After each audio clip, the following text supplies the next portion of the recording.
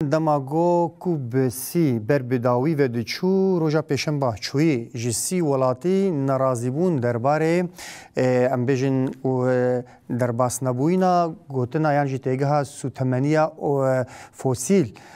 فرانسا، بلژیکا، آلمانیا، قرالتیا یکبوی انجی بریتانیا و کولومبیا هر وسا سی ولاتی ناراضی بون آخوا نشان دا و جسروک برازیلیا خواسن گو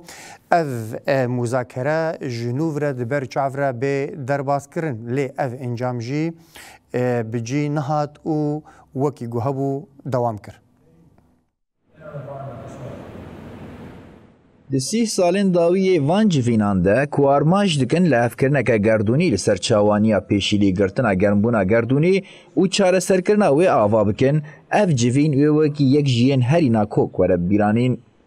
Gelek welat bi hêrs bûn dema ku konferansa siyemîna aliyan ji bo têkoşîna li dijî guharîna avhewayê ku wekî COP30 tê zanîn roja şemiyê li Belém, Brezîlyayê bidawî bû, bêyî ku behsa sotemeniyên fosîl ên ku bûne sedema germbûna atmosferê werekirin. Di heman demê de welatên din nemazeyên ku ji berdewamiya helberînê herî zêde sûdê werdigirin hîs kirin ku helwesta wan mafdar e. Ev lûtke ceribandineke rastîn bû ku nîşan da ka li hevkirina gerdûnî li ser tiştên ku divê li dijî guharîna avhewayê werin kirin çi qasî têkçûye. Encama herî girîng a COP30 ew e, keştiya avhewayê hîn jî li ser avê ye. Lê gelek bejdar xemgîn in wan tişteke nêzîkî tiştî ku hêvî dikirin bi dest nexistine. Herçend serokê Brezîlyayê bi germî hat pêşwazîkirin jî ji awayê bi rêvebirina civînê nerazîbûn heye. Ji destpêkê ve xuya bû di navbera tiştê ku serokê Brezîlyayê dixwest civînê bi dest bixîne û tiştê ku serokê COP30 André Correa do Lago hîs dikir ew pêkan e valahiyek hebû. Lûla bi komeka rêberên cîhanê re ku beriya destpêkirina fermiya konferansa aliyan hatibûn Belmê li ser nexşeyên rê ji sotemeniyên fosîl dûr ketin axivî. Armanca Lagos ya sereke gihîştina li hevkirinekê bû. Wî dizanî bû bi zorê xistina mijara sotemeniyên fosîl di rojevê de dêveyekê asteng bike. Her çend di metna destpêkê ya peymanê de referansên nezelal ên ku xuya bûn nexşereyek bûn di nav çend roja de winda bûn û careke din xuya nebûn.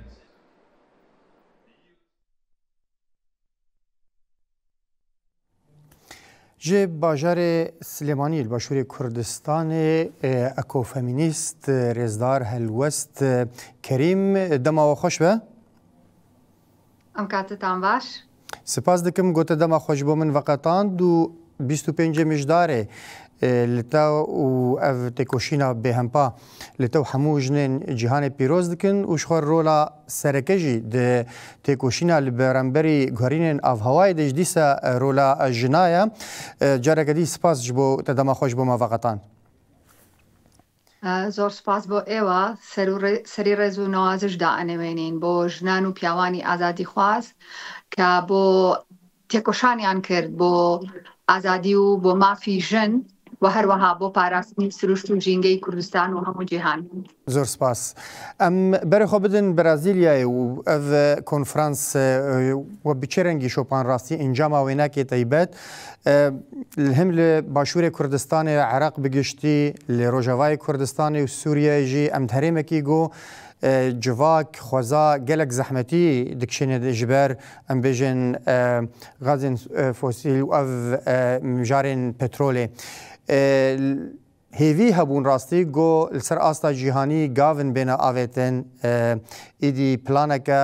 hêdî dev ji vê hilbirîna petrolê bê berdan ev yek bibe wekî zagonekî navdewletî lê pêk nehat. Ev nerazîbûn jî aliyê gelek welata ve hebûn hûn ji aliyê xwe vê civîna dawiya Brezîlyayê çawa dinirxênin? Bele. Sereta pêjewî ke baz la sîhemîn konferansî netewê girtokan bo goranî keşûhewa bikim em ê baz lewe bikim yekek li hokarekanî dagîrkarî ser Kurd لەلایەن وڵاتانی داگیرکەر و لەلایەن وڵاتانی سەرمایه‌دارەوە گەڕێتەوە بۆ ئەوەی کە ئەو زەویانەی کە ئێمە لەسەرژین خاوەنی سەرچاوی سارچاو و کانزان وەکو نەوت وەکو گاز کە مێکێکە لەو هۆکارانەی کە کۆمپانیای وڵاتانی سەرمایه‌دار وە لە چەندەی پێشووتر و لە سەدەکانی پێشووتریشە ئەمێکێک بۆ لەو هۆکارانەی کە ئێمە داگیر کراوین و وڵاتانی سەرمایه‌دار لە ڕێی داگیرکاریەوە خاک و ئاو دارستانەکانی ئێمەیان لە ناو بردووە. بۆیە لە ڕاستیە کاتێک کە کۆنفرانسێکی لەم شێوە کرێ زۆر گرنگە بە دوواداچوونی بۆ بکرێ بزانین دەرەنجامەکانی ئەم کۆنفرانسە چی بووە. لە ڕاستیە سیهەمین کۆنفرانسی نەتەوەیەک گرتوەکان بۆ گۆڕانی کەشوهەوا کە لە 10 بۆ 21 لە هەرێمی ئەمازۆن لە بەرازیل کە یەکەم جارە لە بەرازیل ئەنجامەدرێت بە ئامادەبوونی زیاد لە 150 وڵات لەسەر ئاستی جیهان کۆمەڵی ئامانجی هەبوو. ئامانجی یەکەمی ئەوە بوو کە دارستانەکانی ئەمازۆن بپارێزرێ. ئێمە ئەزانین کە بە تایبەت ئەمریکا و دۆناڵد ترامپ لەگەڵ سەرۆکی پێشووی بەرازیل تاوانبارن تۆمەتبارن بە سووتانی بەشێکی زۆری دارستانەکانی ئەمازۆن. بۆیە لە ڕاستیەکێک لە ئامانجەکانی پاراستنی دارستانەکانی ئەمازۆن بوو. ئامانجێکی دیکەی ئەوە بوو کە پلان و نەخشەڕێگەی جددی دابنرێ بۆ ئەوی هەنگاو بە هەنگاو کار بۆ کەمکردنەوەی فوسل فۆیل واتە سوتەمەنی بە بەردبوو بکرێ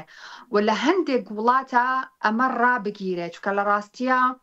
لێکەوتەکانی دەرهێنانی ئەم بڵین فوسل فۆیل کاریگەری زۆر خراپی لەسەر زەوی لەسەر مرۆڤە ڕەسەنەکان لەسەر ژنان دروست کردووە و لە هەمان کاتە ئامانجێکی دیکەشی ئەوە بوو کە هەوڵ بدرێ بودجەی تایبەت دابنرێ بە تایبەت بۆ ئەو وڵاتانەی کە لێکەوتە و کاریگەری گۆڕانی کەشی و هەوا لەسەریان زۆر زۆرە. بەڵام لە ڕاستیە ئەتوانین بڵین کە دەرەنجامەکانی ئەم کۆنفرانسە دەرەنجامی دڵخۆشکەر نەبوون وەکو زۆربەی کۆنفرانسەکانی پێشووتر چونکە بەشێکی زۆر لەو بەشداربووانەی کە لەوێ بوون بڵین نوێنەری وڵاتانن لەسەر ئاسی دنیا کە زۆرینیان وڵاتانی سەرمایه‌دارن زیاد لە 1600 داکۆکی کار لە پیشەسازی و لە سەرمایه‌دار و لەو کۆمپانیانە ئامادە بوون کە خۆیان خەریکی دەرهێنانی سەرچاو و کانزاکانن لە زەوی و ئەتوانین بڵێن زیاد لە 300 کۆمپانیا کە ئەوان خۆیان کۆمپانیای کشتتوکاڵی پیشەسازین ئەو کۆمپانیانن بە جۆرێک لە جۆرەکان فوسل فۆیل بەکارەهێنن. ئەتوانین بڵین زیاد لە ینی نزیک لە 3000 خەڵکی دانیشتوانە ڕەسەنەکان ئامادە بوون بەڵام ئەم کەسانە زۆر جوان لێ نەگیرا بەڵکو پەراوێز خران. بۆیە ئەو ئەنجامانەی کە هاتە دەرەوە لەم کۆنفرانسەیە ئەوەی کە بینیمان پابندبوونێکی وامان نەبینی لەم وڵاتانەوە بڵین نەتیجەیەکی جددیمان نەبینی کە ئەم وڵاتانە پابند بن بەوەی کە لەمە دوا دەرهێنان لە زەوی کەم بکەنەوە یان لە هەندێک وڵات نەیهێڵن. ڕاستیە ئەمە نەبینرا و لە هەمان کاتە ئەوەی کە لە بەرازیل ئەم کۆنفرانسە گیرا بۆ ئەوە نەبوو کە بەرازیل پارێزگاری لێ بکریان دارستانەکانی بەرازیل بپارێزرێ بەڵکو ئەنجامدانی ئەم کۆنفرانسە لە بەرازیل و لە هەرێمی ئەمازۆن شتێکی سیمبولیک بوو بۆی وانیشانی بن کە ئەوان ئامانجیانە ئەم دارستانە بپارێزن کە لە کاتێکە بەسیەکانی زەوی بەناوبانگە و بەڕاستی ئەو خەڵکی ئەوێ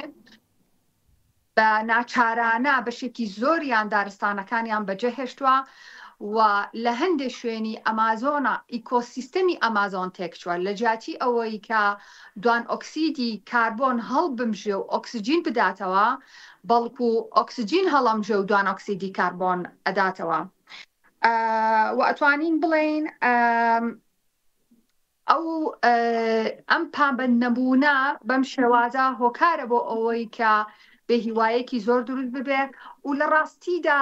لە ساڵانی ڕابردووشە ئەم کۆنفرانسە نەیتوانیوە بڕیارێکی جدی دەربکا بۆ ئەوەی کە ئەو وڵاتانی کە خۆیان بەشداری کۆنفرانسەکان یا ئەو وڵاتانی خۆیان لە پێشینەن بۆ دەرهێنانی فوسڵی و سەرچاوەکانی سروش پابە نابن بەم بڕیارە. ڕێزدار هەلوەست ئەف خاڵە زۆر گرنگە ینی ڕاستی هەگەر ئەف وڵاتانە کۆم نەبن بە پێشنگیان نەتەوەین یەک بووی ئەلتەرناتیڤ ئەوەی چییە؟ 30 ساڵێن داوی کێشەیە گوهرینە ئاڤهەوایە لەسەر ماسایە نەتەوەین یەک بوویە. ئەو کۆنفرانس زێدە ڕاستی رەخنەیان تێ لێ هەگەر ژ ئۆرتێ ڕابێژین ئیساڵ ئەمریکا بەشدار نەبوو هەن وڵاتێن دیتر گەلک نەڕازینە ئەنجامێ وێ وەکی ژینگەهپارێز نەڕازینە گەلێن ڕەسەن نەڕازینە ڕێبازاوێ گەرەکە ناڤەڕۆکاوێ وەرێ گوهرتن برنگێکی جودا نێز ببێ یان ینی چارەسەری بچێرەنگی بجارێکی ڕێژی ژۆلێ ڕابێ دەبێ گۆنە ڕاست بێ. بەڵێ لە ڕاستیا ئەمڕۆ لەسەر ئاسی جیهان ئەتوانین بڵین لە دەرەوەی سیستەم بزوتنەوە و گروپ و کۆمۆن هەن کە خۆیان ڕێک خستووە و دەنگیان هەڵبڕیوە بەرامبەر بەم نادادیانەی کە ئەمڕۆ لەسەر ئاسی دنیا بەرامبەر بە زەوی و سەرچاوەکانی زەوی ئەکرێ و ئاگادارین کە لە بەرازیل لە ئەمریکای لاتین لە ئاسیا لە ئەفریقا کۆمەڵێک بزوتنەوە لە هندستان کۆمەڵێک گروپ و تۆڕ هەن کە بەدوای جێگرەوەیە ئەگەڕێن بەدوای سیستەمێکی کۆمۆن و پێکەوەژیان و هاوبەشیکردن ئەگەڕێن و ئامانجی سەرەکیان ئەوەیە کە دەرهێنانی ئەم سەرچاوانە بەپێی پێویستی مرۆڤ بێ نەک کەڵەکەکردنی سەرمایە و قازانجی بەڵێن بازار بۆیە لە ڕاستیا ئەوەی کە زۆر گرنگە کە وەڵامێک بێ بۆ ئەم کۆنفرانسانە و لە ڕاستیا بۆ ڕاگررتنی ئەم کۆنفرانسانە چکە هەر بۆ خۆیان ئەنجامدانی ئەم کۆنفرانسانە بودجەیەکی زۆر خەرجەکرێ و پاشەڕۆیەکی و پاشماوەیەکی زۆر فڕێنە ناو زەویەوە و دەرەنجامێکی وای نابێ بۆیە لە ڕاستیا یەکگرتنی ئەم بزوتنەوە و تۆڕ و گرۆپ و کۆمۆنانە زۆر گرنگن و فشاری گەورەتر دروست بکرێ لەسەر ئەو وڵاتانە لەسەر کۆمپانیاکان بۆ ئەوەی کە یان دەرهێنانی سوتەمەنی بەبەرد بوو زۆر کەم بکرێتەوە یان ڕابگیرە. بله زۆر سپاس ڕێزدار هەلوەست کەریم ئەکۆفینەمیست ژێ سلێمانیا باشووری کوردستانی گۆون بوون میێوانەما. سپاس بۆ یاش. هەر هەبێت.